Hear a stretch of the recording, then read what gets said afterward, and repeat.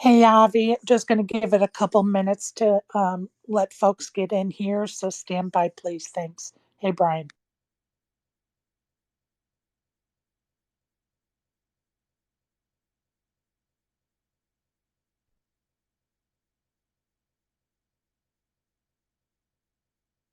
Good afternoon, evening, wherever you are.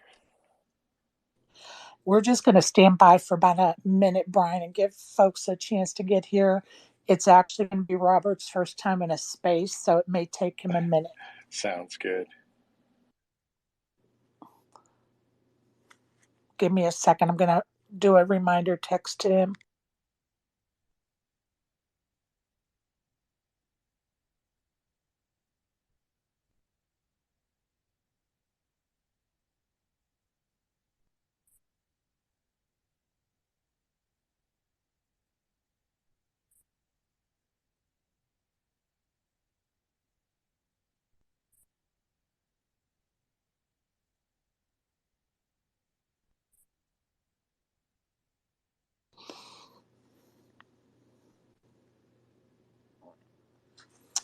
What's going on, Avi? I'm going to make you a speaker. Come on. Good afternoon, Sherry. How are you doing? I'm well, thank you. Concerning the last 48 hours of my life has been a little nuts, but feeling better today. Thank you. So, Hey, so, Chris. so tell us about your trip back. How did Well, that go for you? I've had 5 wonderful weeks of a vacation, so to speak, right? And just have had a hell of a time with my kids and great time in Vegas, blah, blah, blah. And, leave Spokane Airport on, a Southwest flight at like noon, or it's like 20 to 1 on Wednesday. While I'm in the air, I get a text from Southwest that my connector in Denver is going to be 2 hours late. Okay, no big deal. Get down, touchdown in Denver, and get another message. It's going to be like 3 hours delay. Then I get another message, 4 hours delay. Then 5 hours delay. And next thing you know, it's 1 a.m. and they're telling us it's canceled. And there we sit. And, I want to try to get on the standby list at 5 a.m. So, really, no time to go get a hotel room now. You Oh know, gosh. yeah, it's just a nightmare. So, everybody just like camped out on the chairs, the floor, whatever was available. And luckily, originally they rescheduled me for 9 p.m. flight last night. But then I was able, when I stood by at that 5 o'clock flight, the young lady looked and got me on the 1:55 flight. So I got out of there earlier than expected. Whoa, man. Yeah, it's just a nightmare. And then, unfortunately, for the young lady on board who had a medical issue, Oh my goodness. we thought we were going to be diverted. So, anyway, Oh my I see goodness. that Robert has joined us. So, without further ado, while I'm giving his intro, Brian, if you can invite him up to speak, that would be great. Sure, And sure hey, thing. Brian, hey, Brad, and Chris, of course, and Avi. Um, I'm just going to give a brief intro. Our guest won his first WSOP bracelet in 1993 in the $1,500 buy-in 7-card stud event. He has 28 WSOP money finishes for more than 568,000.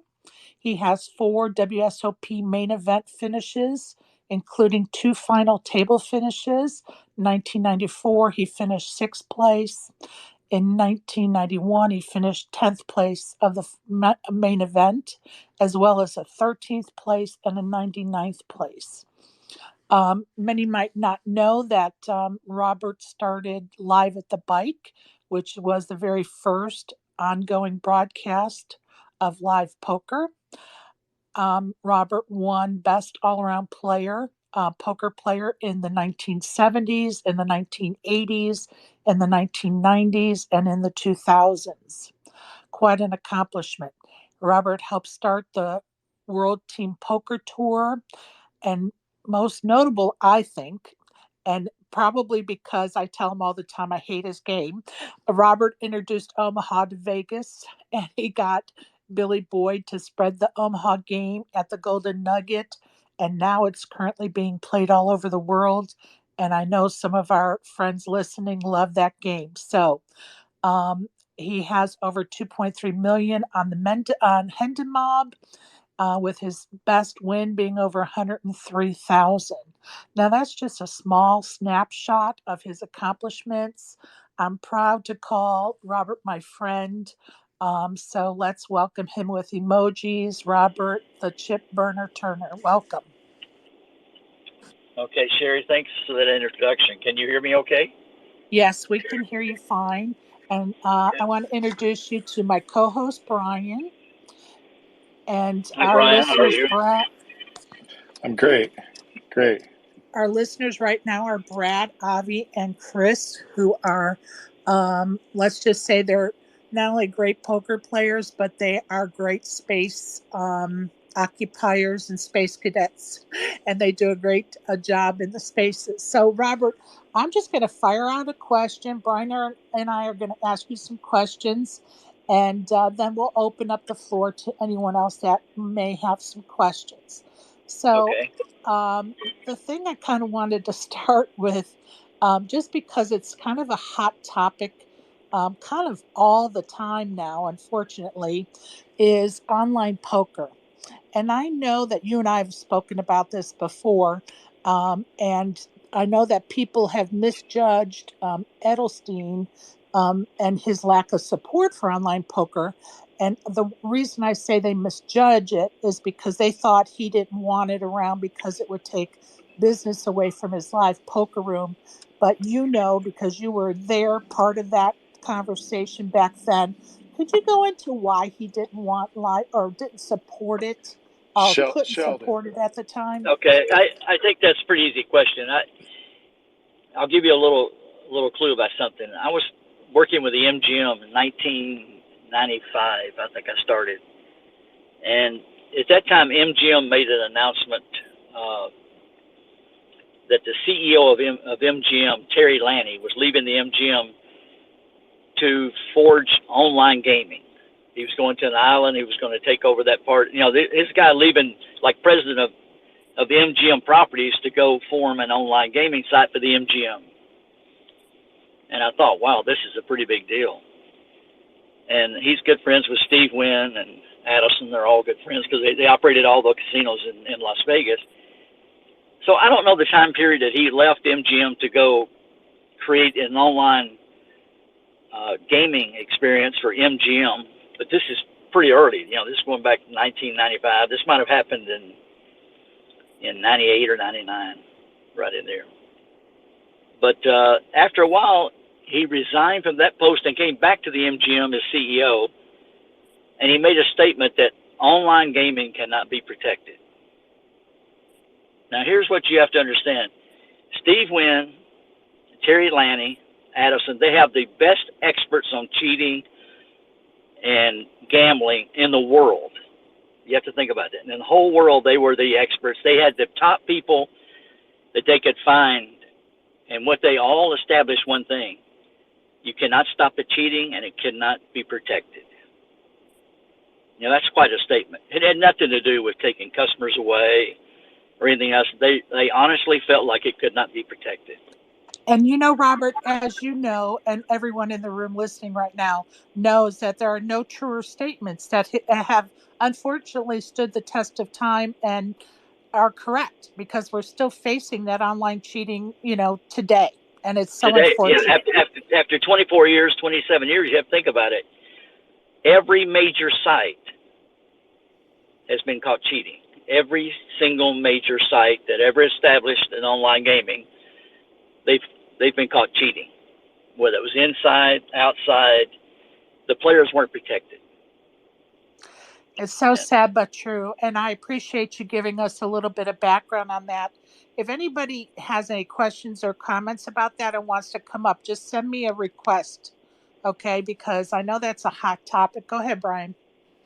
So, hey, Robert, we actually okay, played together one time at the Commerce, and I remember thinking, this guy knows his stuff. Stay out of his way. I think 5 minutes later, I was walking to the parking lot, So that that went how it went. I'm just kidding. I mean, like, But I'll tell you a good quick story. yeah. I'm playing here at Hollywood Park in a PLO game, and I've been running band for about a month. I didn't have a good World Series. I made second day a few times and cashed in some small tournaments around. But anyway, I haven't had a good month, so I needed a win. Anyway, a while ago, I made 4 jacks, and I got it beat with a straight flush. Oh, so The only positive thing out of this, I hit the jackpot. I hit the jackpot for 6,800. So they're paying me off the jackpot. Yeah, they're paying me off the jackpot, and I looked down. It was 5:30. I said, "Oh hell, I can't stay to collect this money. I got to go talk to Sherry." But it came at a good time. I'm running from the jackpot to the car to get on because I have a real bad phone connection in Hollywood Park. But yeah, anyway, that's what we turned out to call be a the good day. spaces run good, right? Yeah. the spaces effect. That's right, Brian. Yeah. Yeah. So what was that transition like? Like, you know. Oh, go ahead. What do you say? Go ahead, Brian. What was that transition like? You know, when I mean, Moneymaker comes along and you have this huge explosion. You know, like I mean, I came about as part of that whole thing, so I didn't really see the poker world before that.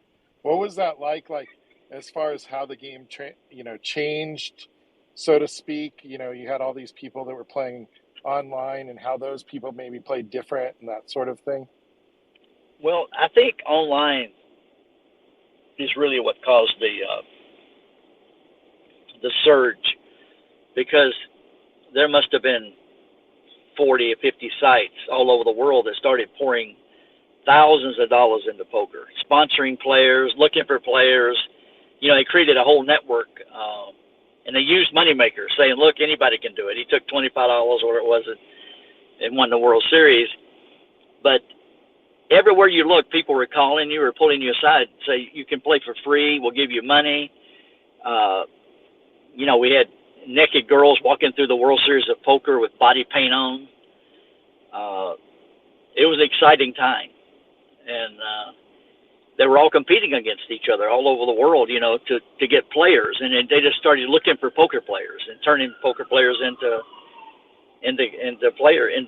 gamblers, and it was a great time.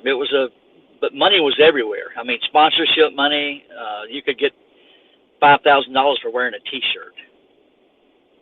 So it just created a lot of excitement. That's 2 things that don't happen anymore. You're not getting paid to wear a T-shirt, and you're not getting paid to walk around naked in the casino anymore. No, those days are gone. And I was startled by it myself. We looked up. I think it was Absolute. I can't even remember. Maybe somebody online knows. But we were playing downtown Binion. This is about that 2003 or 4, whatever it was, and all of a sudden they knew the police were going to get them, but they just took their chances. They could go through the casino naked with Absolute or whatever it was. They took that chance of getting arrested, but I guess they timed it. They'd be in the casino, walk through the poker room, and out the front door and into a car and gone. And people were saying, Did I just see what I thought I saw? That's hilarious. Now, could you tell us? I know you and I've had lots of, I love hearing your storytelling because it's just part of the history of poker, and I just love it. Could you talk to us about back in the day how even the IRS was kind of hanging around behind players to collect? Well, I don't know so much about that, but I'll tell you a story. There was a guy. He's in the Hall of Fame. His name is Sarge Ferris, and everyone knew he was mob connected. And the reason they know that is they had a wiretap.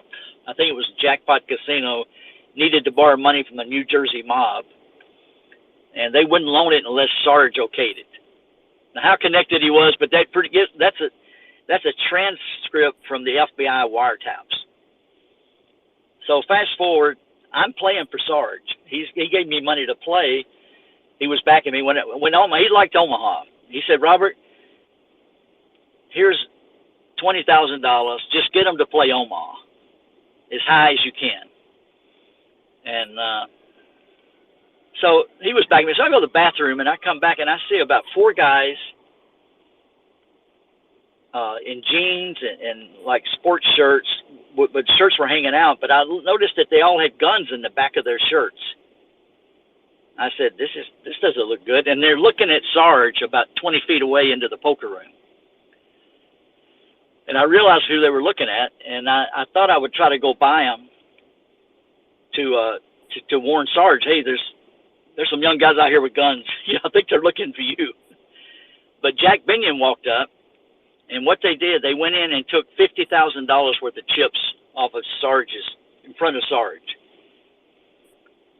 So they're walking out, and Jack Binion stopped them. Now, keep in mind, Jack Binion's got about 4 big security guards, huge guys,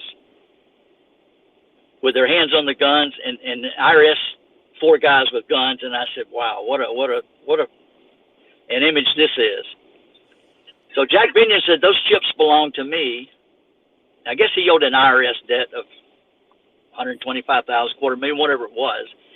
But they confiscated the chips. And Jack Binion told the IRS, you're not cashing those chips. Those chips belong to me. And they said, Jack Binion, please step aside. And I thought, this is not going to go good. and then Sarge came out and got in between all of them. And he told Jack Binion, Jack, let them have the money. It's okay. Let them have the $50,000.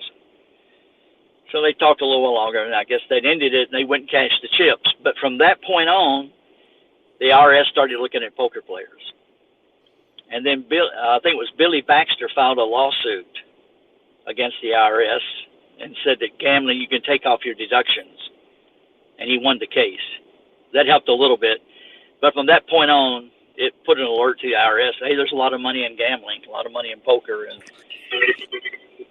well, I'd like to say that story has changed in the world of poker, but it hasn't, and it actually affected the satellites going.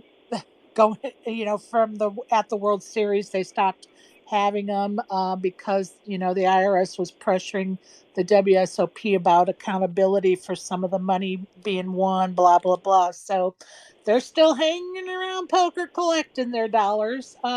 Just to pivot for a minute, Robert, tell us about you bringing Omaha to Vegas, please.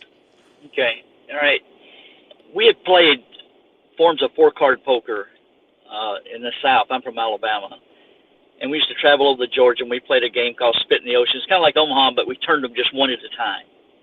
You'd get your 4 cards, and they'd turn one in the middle, and you bet. And then there'd be 4 more streets to bet on. And I think we called that game Spit in the Ocean. And from then, we developed a 4-card game where you use 2 in the 60s. And in 1982, I'm in Las Vegas, and the World Series was getting ready to start in a couple of days. And I ran into a girl from Seattle, Washington. And she said that she had played a 4-card game. And I said, we explained how each other played their game and where they're from. And I said, well, I'll try to get Bill Boyd. I had worked for the Golden Nugget in the 70s, but this was 82. And Bill Boyd said, yeah, go ahead and try it. I'll call the gaming commission and let them come and look at the game. So we played it like 3-handed or 4-handed, limit Omaha at the time. And the gaming control board came down and looked at the game. They sat behind me. I explained it to them, and they gave the permission to go ahead and spread the game. Things are a lot different now. Now you have to do paperwork and background checks, but I wasn't getting any royalty on it. I just wanted to spread it. So we played it, and after a while it was so boring. We were playing limit. It was like 4 or 5-handed. So we switched it to pot limit, and players were coming into town for the World Series. When we switched it to pot limit, the game filled up. People started putting money on the table, and that game lasted 30 days and nights without breaking up. It never broke up during the World Series. It was played at the Golden Nugget. So that was about 1982. When the World Series ended, Bill Boyd liked the game so well, he named it Nugget Hold'em, and I think he spread it 2 and 4 in the back room. And then they closed that poker room and they moved it over to the World Series, to the Horseshoe, and they played it 4-8 Omaha. And then in about 1983 or 84. Well, first of all, after that, I put it all. I went to Europe and put it in Europe. I put it in Lake Tahoe, and we had a first. I think Omaha tournament was at the Stardust. They played it no limit, and I tried to change them, make it pot limit, but they didn't listen. And we played it no limit, which it's not that good a game. No limit, and so that's kind of how the spread of it. That game that moved over the 2-4 went to the Horseshoe and became 4-8 Omaha. That game is still going today at Boulder Station. That same, when Horseshoe closed, they moved it out to Boulder Station. It's still going today. Amazing. It's a very action game. And you think how many years that's been? 40 years or something. That's amazing. But in California legalized poker in 1985. This is all within 5 or 6 years. And I ended up being general manager of a casino in Gardena, and I put Omaha, the first pot limit Omaha game in California. And Bill Helmuth played, Freddie D, a whole bunch of people came out and played that game. And that was the first, we had the first world championship of Omaha in Gardena and drew about 300 players for a $500 buy-in, world championship of Omaha. I'm trying to think of other historical moments. But anyway, Grand Prix put in Omaha, and the Grand Prix of Poker, Steve Wynn put it in 1985 and 86. And I won both of those championships for Omaha. So that was pretty amazing. That's awesome. And Very then, good. and the first time they spread it in Mississippi was at Tunica. And I went down just to be a part of it, having an Omaha tournament. And I actually won that one too. And that was an interesting one. The guy I beat at the final table, his name was Scherer, Ernie Scherer. And I took one chip, and he had like 400,000. I had a $5,000 chip, and busted him, and finished first. And after that, it wasn't too long. He went and killed his parents with a baseball bat to collect the insurance money. And, so sad. It's been on 48 Hours. But anyway, his name was Ernie Scherer. You can look it up. I wrote an article about it. Yeah, I wrote an article about it, playing with the devil. Because my wife at the time, she said, "This guy's evil. He's very evil. I can tell." You know. Wow. Wow. Well, congratulations on the wins, and it's too bad that there's a little black cloud on Hanging over it. Yeah. You know, not to any of your fault, of course. But Brian, did you have any questions? I was going to ask, do you think this just came to me? Do you think so? For me, looking back at Phil Hellmuth winning the main event, had that happened during online poker, do you think that the result would have been the same as Moneymaker? Moneymaker was unusual because it showed a true amateur taking $25 and parlaying it up. We had a similar situation when Rod Pete finished second. I think Rod Pete got in with a $50 satellite or something. So, but Moneymaker effect, as they call it, I think they're doing a documentary or released it now on him. It just showed that the average player could take a little bit of money and get rich. And I think just that thought of people's minds, people didn't know a lot about poker. He became like an idol to them, where you can take $25 and be a millionaire. And so it did have an impact, but it was a perfect storm. That situation married online gaming, and online gaming was recruiting players all over the world to play poker. And then when they started having tournaments, the online were sending 50 players, 100 players. They were sending hundreds of players to the World Series. Right. You went from a tournament that had 800 the one year, and then the next year they've got 800 online qualifiers. Qualified, yeah. That was the big effect. They came from all over the world, and that just created what we have today. But I remember, I think we can remember when they were sending. They would send some of them send 200 or 300 players, 400 players, pay their expenses and get them, a buy-in. Yeah, and you didn't have to. I mean, I had been playing for maybe a year and a half before I won my first seat on Poker Stars, and here I am at the main event. Yeah. It's crazy. Like you talked about the money. Like I was telling Sherry one morning on our show. One year at the main event, the guy came to our table to break our table very early, and they said, "High card gets the feature table," and so they deal out the high card. I see this guy at the break who got the high card, and I'm laughing at him. You got screwed. You got to sit there and deal with all that. And he goes, "What are you talking about? They gave me 10 grand when I got there. That turn of the card was worth 10 grand. I didn't even know." Wow. Crazy.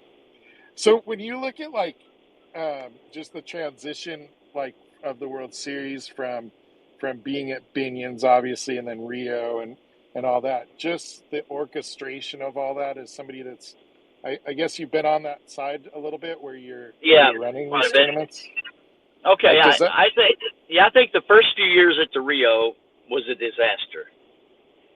The marketing and the way they did the World Series, you can go back. I've written several articles about it, and they have listened or read those articles. What they did with the World Series this year and last year is amazing. First, the logistics of it, and now they're having tournaments for everybody. It's not just an exclusive club, where let's make it as high as we can and shut everybody out. They're trying to include everybody now. They had $200 tournaments. They had horse tournament, I think, once a week there, or a high-low tournament for $200 or $250. They've never done things like that. They're trying to include it. Now they realize the bodies is what counts. It's not having a high tournament. It's having 20,000 people play a tournament. That's what they want. I think many people agree with you, Robert. We've had that discussion over the last 2 months in our spaces, or month and a half, whatever it's been. And I think many people agree with you. I know I do, and so does Brian. It's just nice to see that a rec player that just enjoys playing poker can come to the WSOP, live out their dream for a $250 buy-in, and participate, and they're just not priced out of the market. And exactly. I think it's awesome. It's nice to see the other casinos around town, cashing in on it should be recognized that June is poker month. It should be a national holiday almost for poker players. It basically is. It basically is, but we ought to go ahead and just recognize it as poker month. I love that idea. If the gay community, if the Pride can have a Pride month, we can have a poker month. I cannot disagree. I can't disagree. It's funny, every couple of years, I have some new friends that I meet throughout the year, and then June comes, and they don't see me. I come back in July, and they're like, "Where the heck have you been?" I'm like, "You got to get used to this. Every year it's going to be like this." But I know that's right. Robert, can you tell us how you got the nickname the Chip Burner? Believe it or not, it was Omaha. I used to play Omaha in California, and I would show one of my cards and raise or bet blind, and I just did it, and they said, "You're just burning up all our chips." So they started saying, "You're a chip burner," and it kind of stuck with it. But my kids used to say, "Dad, can you stop being a chip burner and be a chip earner?" I said, "Well, it's a good idea." They were like 10 or 11. They said, "Be an earner, not a chip burner." Oh, I hate we lost Avi. I hope he comes back in. He must be having technical issues. Hopefully he'll be back with us. Robert, I know you're currently working at or playing at the Hollywood Park Casino. Can you tell us what games they're spreading and what else is going on at Hollywood Park? Well, at Hollywood Park, we probably have most of the pot limit in Omaha now. We have a 500 to 2,500 game. We have a 300 to 1,000 game, usually 3 tables, and they're now playing a lot of double board. The games we have now are 3 games. They play 8 hands of high-low, 8 hands of high, and 8 hands of double board, and it's becoming very popular. But we've had Omaha now at Hollywood Park. I introduced it here. I'm actually the host at Hollywood Park, so let's put that out there for the Omaha games. And We've had it for about 8 years now, or 9 years. And Hollywood Park in Los Angeles is going to become the place to play. They're building the Clipper Arena next door to us. And if you go out our back door, I don't know if you've been to Hollywood Park, you got SoFi Stadium, which home of the Chargers and the Rams. We hosted the NCAA football championships. We're going to host the World Cup and the Olympics. So this is going to be quite a casino. This is in 100 yards. You can throw a rock in the SoFi Stadium. But right next door to the building, a new Clipper Arena is going to go online this fall. And we have a new Sphere type arena that they're building. It's going to open this fall. We have YouTube Theater, and we have the Forum. You can probably go to 5 concert halls within 100 yards of each other, which is pretty amazing in Los Angeles. It's going to become like the entertainment, and right in the middle of it is Hollywood Park Poker Room. Just next week, we got Taylor Swift's got 6 sold out concerts. Going to be about 100,000 each. Crazy. For 6 straight nights, and you can open the door and hear the concert from our poker room. That's how close it is. And 600,000 people. Jesus, So aren't there her you tickets go, like Sherry. $10,000 each or something? Yeah, I think the cheapest ticket is $1,100. Cheapest ticket is $1,100, I think. Oh my And you God! can get it for free if you just go visit Robert down there. Yeah. Hollywood Park Casino. I don't I'll think tell you. Go ahead. I don't think that you've lived until you played the $10 rebuy at lunch at Hollywood Park back in the day. That was. I'm just kidding. I think. Do you remember? Do you remember those days? Yeah, I'm like, why am I here on my lunch break? Like, I should not be trying to play a poker tournament on my lunch break. And I think 6 people were all in the first hand. I'll tell you a funny story about that. There's 2 terms. They had one free roll where you just you get to choose between 3 hands. But I came up with an idea to have a satellite have the world's biggest poker tournament, and at the time we achieved that. We had satellites for free to qualify, and I think it wasn't free. I think you paid $5, and you won $50 seat into a poker tournament. Our goal was to get, I think we guaranteed $100,000 for $5. And they thought I was crazy, but we ran satellites every day for $5, and we actually gave a phone card back. You remember the phone cards? We gave phone cards and a T-shirt, and we hit our guarantee of $100,000 with $5 satellites. So each satellite that you played in is $50 went into the prize pool. You can play as many as you want to. You qualify. And we ran them every day, and it turned out I was right. I think we ended up with 6 players, which time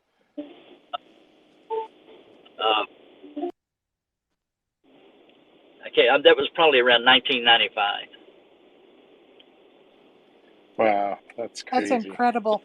Avi, do me a favor and send me a speaker request. We want you to come up and make your comments or ask your questions. Robert, what do you know about Russ Hamilton and these guys? Like, I mean, obviously we know like some of the stuff that went on, but like from a personal level, maybe not him specifically, but other people, you know. Well, I think I was shocked. I think I was shocked like everybody else when this happened. It's ironic when I made the final table in 1994. That's the year Russ Hamilton won it. And Russ got his weight in silver, I think, that year. And back then, we just trusted everybody. You know, matter of fact, Russ was good friends with the crew filming it. And back then, we would just pick our hands up and show the camera. We didn't have hole cards. So I often wondered, you know, how on the square was that World Series of Poker, you know? Yeah. Yeah, I was just thinking the same thing. Let's not. But you know, Listen. I never had a problem with Russ. He was always very nice to me. I can't say can't say anything bad about anybody. All I read is what you guys read and know about, and what he admitted to. So that's really about it. I had a story of Russ. Yeah, I'll tell you a story. There's a guy playing online at Absolute Poker, and this particular guy's probably the smartest guy I know in poker. Or he's a marketing guy, but his friends are very, very smart. So he came to me, and he's not much of a poker player. We had lunch, and he said, "Robert, I won $60,000 at Absolute Poker, and I'm having trouble getting paid." And this is a true statement. I said, "Well, I know Russ Hamilton. He's a friend of mine. I can call him. I guarantee you'll get your money."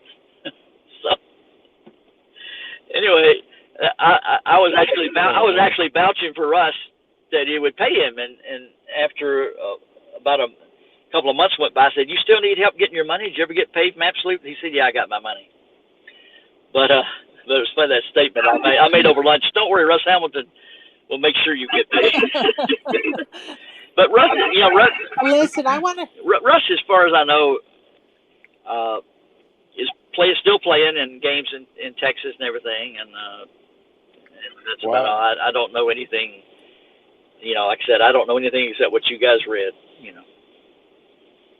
Right. Yeah, I mean that's the thing, right? Like everybody knows the whole story of what went on and all that. It's just interesting to hear, a little bit about who was the person outside of that, right? Because, I think I had just graduated high school. Yeah, 94, 2 years out of high school, so I didn't really ever meet him or anything, so it's interesting to hear. I think it's ironic that that Annie Duke and Phil Hellmuth were the spokesperson for that site, right? And they Right. never got much heat on it. But well, on the tapes that are allegedly Russ and now I don't know if you know, Robert, but from my recollection, the attorney is the same attorney that represented this FTX cryptocurrency thing. Are you serious? Just had the big scandal. Really? Yeah, the attorney that was on the tapes with Russ was the compliance attorney now for this giant scam. I don't know. Hopefully he you heard what happened. Gets his license taken. You heard what happened today and yesterday. I don't know what exactly, but they found him not guilty. The fix was in. Yeah, they dropped all the. Unbelievable. It was for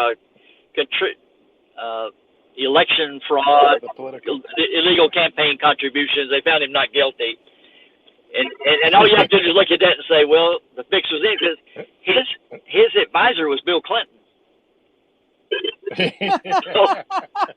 All right, we're going to change the subject, and we're going to let Avi come on up and make ask your questions or comments or whatever. Avi, please join us.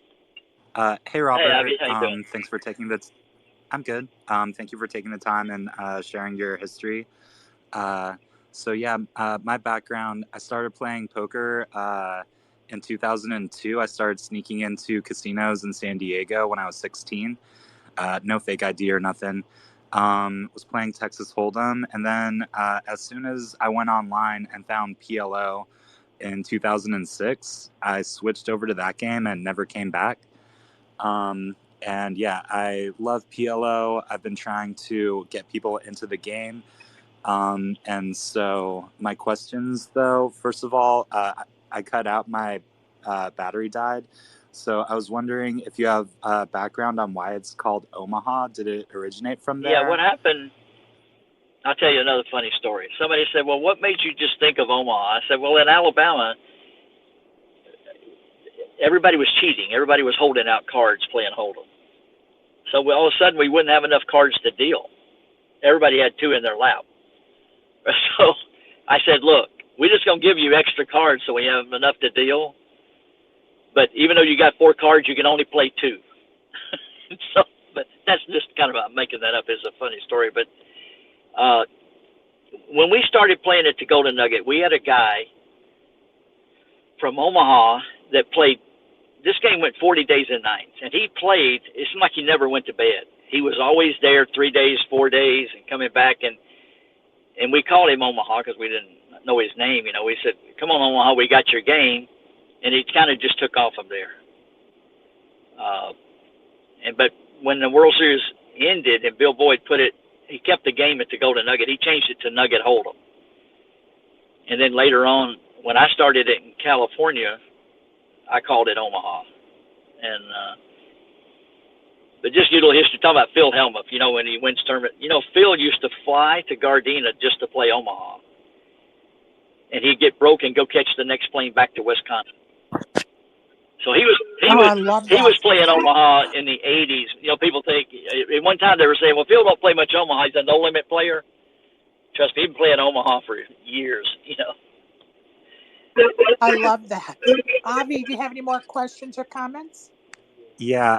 A second question. I hear his name come up a lot, so I know I'm not the only super fan of Stewie the Kid Unger. So I was wondering if you know any pot limit Omaha stories with him, or just any stories in general. Would love to hear. Well, that's a good question. I beat Stewie and Jen in tournament 2 or 3 times, and we had some controversy over when we played Jim Rummy together, and it's widely known. Stewie actually got barred against me for something, and but we became good friends.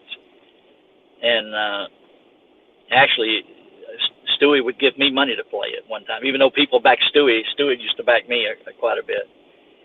And it's a sad thing what happened to him. You know, I was at the World Series when he was sitting in the chair. I think Lyle Berman had put him in, and he was actually foaming at the mouth. You know, he was very sick and high on drugs. I mean, he couldn't hardly sit in the chair. And everybody was looking at Lyle and said, "Lyle, how can you do this?" You know. But Lyle liked him. Stewie had a good personality. It was hard not to like Stu Unger. But I knew he didn't. That he had some problem with him. I remember the first time I ever met him, I heard a story about him, and I was at the dunes, and somebody said, "That's that kid, Stu Unger." So I followed it. It was like 3 or 4 girls, couple got like a little entourage, and he went to the crap table. And he lost about 8,000 real quick, and he had 2,000 left in the rack there on the table, on the crap table. He took that 2,000, I'll never forget this, and he threw it across the table and said, "This is for the boys." So he lost 8,000, and he tipped them 2 and walked away. And I said, "I don't know what kind of gambler. This guy's not long for the world when you just throw money away like that." But he would take he would get up to 20 or 30,000 and go to the horse book and just bet it all on horses. I've been with him in the Mirage when he did that. But he had no fear, none, and supposedly he had a real high IQ about poker. I don't know. I never had a problem with him at the table. I always made sure I moved in on him before he moved in on me. So. Well, I'm just going to interject a couple of things. One, many people know that Stu Unger was considered like the world-class #1 player of gin. So for Robert to be able to brag about beating him, that's a hell of a sick brag. 2, I don't think there's any other poker player that I am more intrigued with and wish I had the opportunity to meet in person than Stu Unger. He is so intriguing to me. I have tried to read, watch videos, anything I can about him because was such a brilliant card player, and he's very intriguing to me. So I appreciate you asking that question, Avi. And Robert, I appreciate it. If you have any more stories you'd like to share about him, that would be great. Avi, I'll just give you one. I was playing in the Landmark. Remember the Landmark before they blew it up? But we were playing in a Jim Rummy tournament. Yep. And Stewie said, I kept catching him. He kept coming down like with 5, and I'd have 4, whatever. And he said, "If you catch me again, I quit." 2 cards later, I caught him, and he turned the table over. It was a banquet table. He actually flipped the table over and ran out the door. he didn't like losing, but Did not like to no, lose. hey, but listen, uh, he must have been quite a genius at all the stories, because we witnessed what was happening. He just kept on winning, and he would let it all go. I mean, whether it was horses, sports, poker, to him it was all in. Go big, go big and go big and go home. And just a terrible spiral, unfortunately. Yeah. Um, I walked into the World Series one time with my dad, and he looks up and he sees Stewie's picture up there, and he says, "Hey, that's the guy." And he swears he was playing at the Stardust, and Stewie said to him, "I don't know what you're doing in this hand. You're looking for this card or whatever." I don't even know what game they were playing. He's like, "You're not paying any attention. That card that you're looking for was folded back." And my dad's like, he told him like exactly what he had. My dad's like, "Maybe this isn't the right place to be playing." Yeah, could be. I don't know if the story is true or not, but I know one poker player that was part of his game, and that was Danny Robinson. He was Chip Reese's partner for years, and he was better than Stewie at stud. But Danny was very hard to play at the table with because he never shut up, and he was always telling you what you're missing and what you don't have, or what was his comment would be just like you said. "I know you're trying to make a straight, but all your sevens are gone," or something. And this is every hand, and after you play somebody like that, and he's winning too, it just drives you insane. But that was his game. And on YouTube, if you ever watch it, I've got a story where I interviewed Danny Robinson, and he talks about, it might have been Stewie in that too. He talked about Puggy Pearson and cocaine and hiding cocaine in the bathroom at the Mirage or Bellagio, where it was, and he had cocaine on the bottom of a spice bottle. And Chip had Doug Dalton, the poker room manager, watching him so he wouldn't do any drugs. And he'd go in the bathroom, put the old spice on his face, and tap that cocaine, sniff it up, and Doug watched him. He'd say, "Wash his hands and come back out." He said he was. But if you get a chance, watch that interview what I did years ago with Danny Robinson. I think you can find it on YouTube. But it's one of the best poker stories of all time. Yeah. That's a crazy story. I have a list of names of players that I am going to just pick off, as we go, some names. And if you would just tell us maybe a favorite story or memory about them.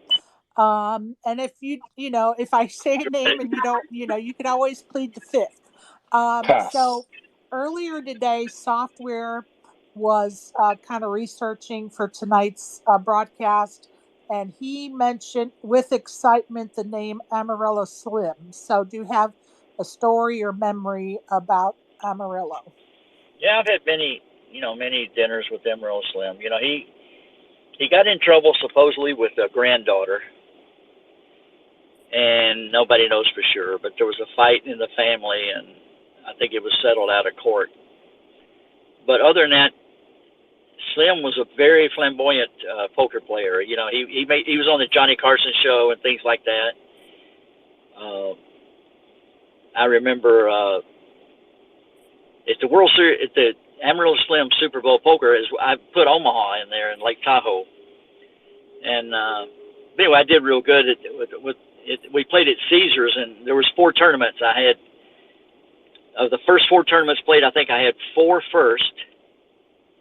But I actually was 2 first and 2 seconds, but we chopped it. So I actually won all 4 events. So the next year, Slim made an announcement at the casino, "We're here to hold a benefit for Robert Turner again." So we were pretty close. We sat and talked all the time. He had a lot of stories. He didn't get along with women too well because he would always thought they belonged in the kitchen kind of guy.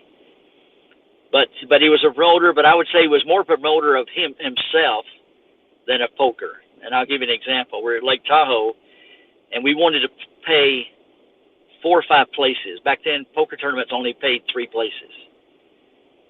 And Slim's comment to the poker player was at the table, I'll never forget, he said, why do you guys care about paying fourth and fifth? It's no money. What's 2 or 3,000?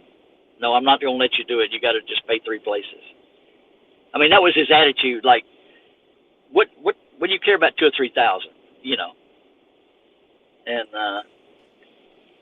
so, but he was a great self promoter, and became probably next to Doyle, maybe more. Emerald Slim was probably the most known poker player in the world. Well, and now that you brought up our beloved Doyle's name, can you tell us a story or memory about Doyle? You know, I've known Doyle seemed like all my life, because when I first started playing, I've knocked him out of the World Series. I'll tell you a funny hand. I was young. This is back in the I guess 80s, late 80s, 90s. But I was very nervous. I was young. I haven't been playing that long, and in terms, I've been playing a long time. But it was Doyle. I'm in a hand with Doyle, so I flopped a straight, like with a 5-7 of clubs, and I was so scared Doyle was going to beat me, I just moved in. So Doyle looked at me. He said, well, you don't have a straight because you would have checked. He said, I think you got queens. I call. He turned over 2 kings, and I flopped a straight. That's my famous Doyle. I actually played money for Doyle. Doyle used to stake me. And there was another time I won a car at the Grand Prix of Poker, and I needed 10,000 to get into the main event. So I sold the car to Doyle for his son Tide. It was like a Hyundai or something back then. So I think I sold it for 15,000. I went and put the 10,000 on the table and entered the tournament. I broke the very first hand. So I was sitting at the bar. They hadn't even finished welcoming everybody to the Grand Prix of Poker. I was already on the rail.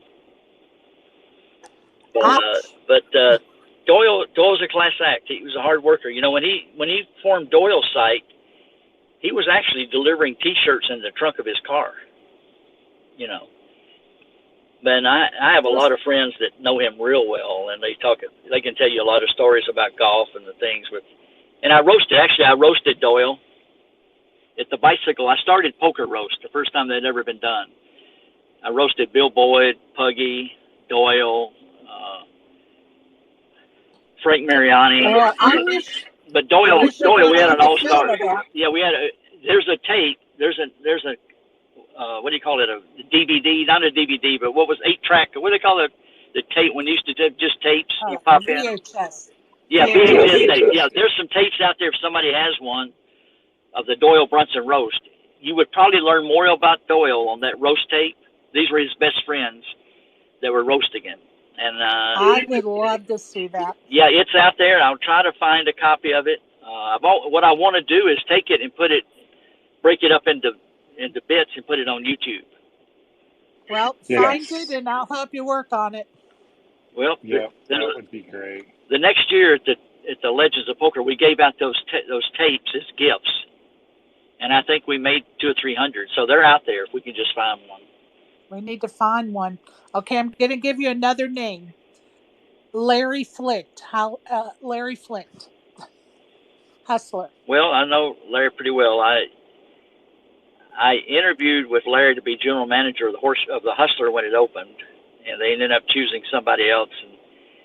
And the guy that he hired from Sacramento called me and said, Robert, I don't know anybody in L.A., but I'm coming to be general manager of the Hustler. So he hired me as his right-hand guy. And I've been working for Larry. I roasted Larry. There's another poker player. I roasted Larry Flint. But I never forget, I've been with Larry 2 years. And I did a lot of the hiring, a lot of the training. I was in charge of the props. I was like an executive host type position. And at that time, Yosh Nakano was the general manager, which is one of my best friends. So we had a big meeting. We were on the elevator coming down, and Larry Flint looked at me. Now, keep in mind, I've worked for him for 2 years. He looked at me, and he said, what do you do here, Robert? He said, I keep hearing your name. I did the hiring. I was part of the opening, And after 2 years, he didn't know who it was. But I love it. but anyway, he said, "What do you do?" I think I remember, wasn't there a cover picture of you with Larry Flint and Yeah, some other folks yeah, it's on on the Hustler or something? yeah, I think it's Or a card player. I think in card player. oh, card player? Yeah. Yeah. I thought I remembered that. Okay, here's another name for you. I hope nobody's getting bored with this, but I just think it's fun to hear some of what stories and memories. So how about Jennifer Harmon? Don't know enough about Jennifer to even talk about it. I've played with her, of course, and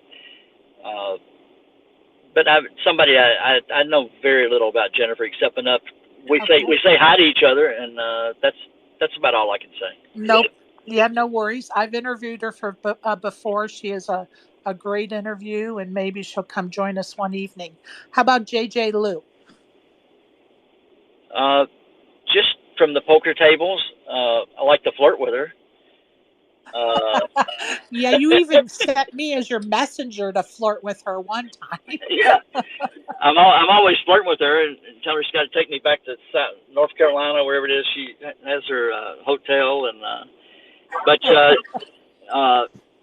she's a pretty wild player, actually. At the poker table, she has no fear either. No, she is wild. I've played with her several times. I love her, but she has no fear. You're No right. fear. She has no fear. If you check to her and she shows sign of weakness, she is moving in on you. 100%. 100%. But she seems to be a class lady, a class act. That's all I can say. Indeed, she is. Software, you have any questions? What did we get to Puggy? No, go ahead. I told you I have a list. How about Puggy, okay. Robert?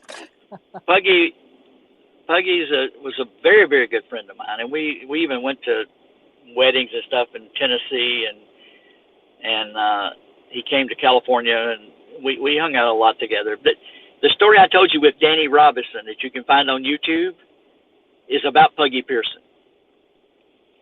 Now, okay. Now I'll tell you just one quick story. We're on a cruise ship, and a seat came open in a game, and Puggy walked over and sat down, and the dealer said, "Sir, we have a board."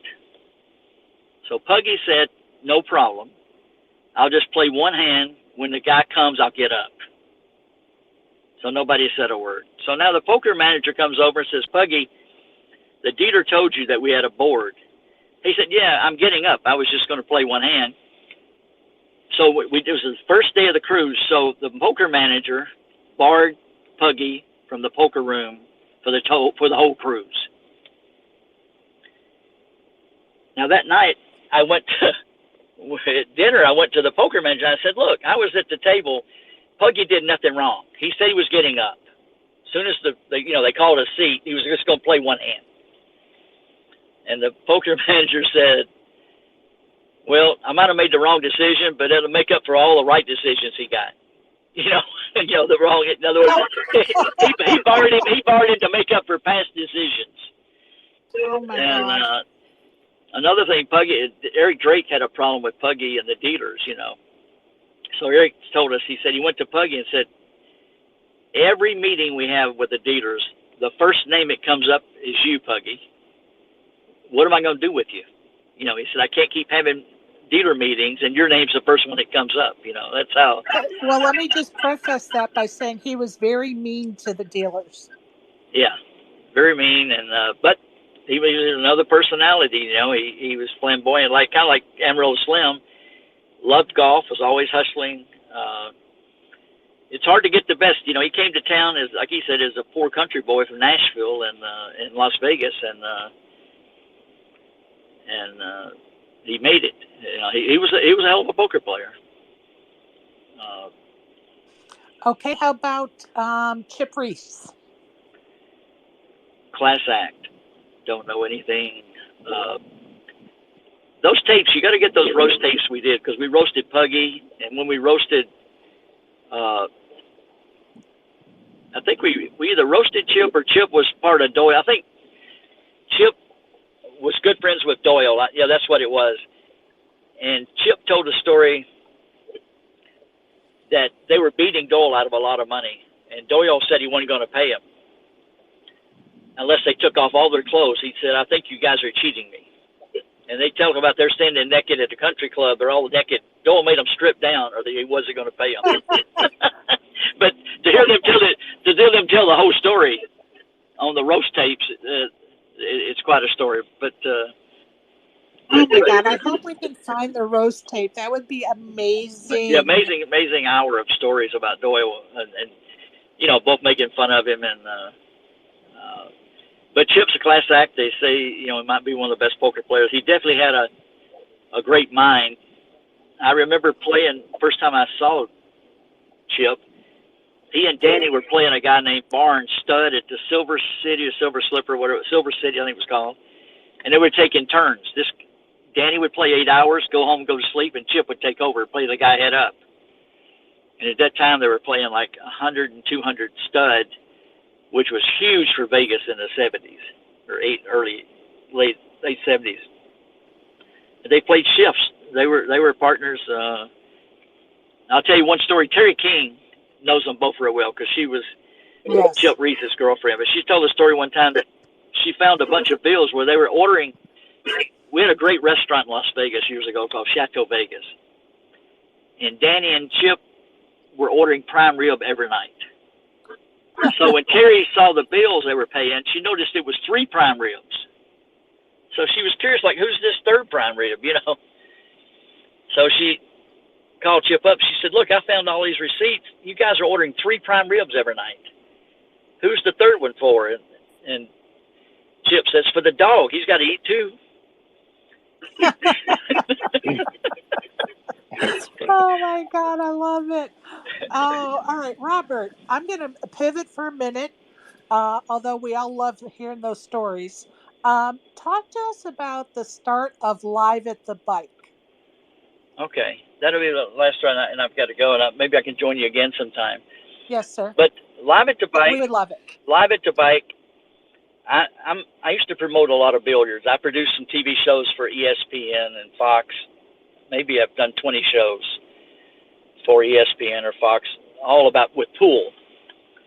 So now I go back to the bike for I think it's like my 3rd time working at the Bicycle Casino. And I wanted to do another pool tournament, which I've been very successful with pool tournaments. And ESPN, we always paid ESPN about $50,000 to get it broadcast.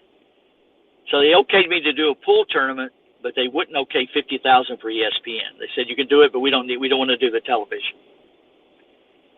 So I get a phone call from a guy. This is about 2001 maybe.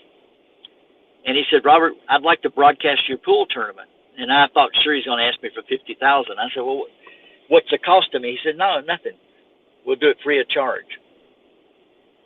So I thought it was a joke, I mean, how's he going to broadcast it with the casino not have to pay any money? So I said, "Well, put it in writing." He sent me a letter. It was World Pool something, and they were going to cover all the costs, no charge to the bike. So we agreed. Now, show you how naive I am. I'm standing out in front of the bike waiting on this guy on a Saturday morning at about 8 o'clock, and I'm waiting to see the truck to come around, the broadcast truck, so they can start setting up. So this guy walked up. He's got a silver briefcase. I don't know if I get this. Young kid, maybe 21 or 22. And he gave me his card. And I said, "What about the rest of your staff?" I said, "Do you need to pull around to the back?" Because I had to get security to let them in the back. He said, "No, I've got everything I need right here in this briefcase." Now I'm really confused.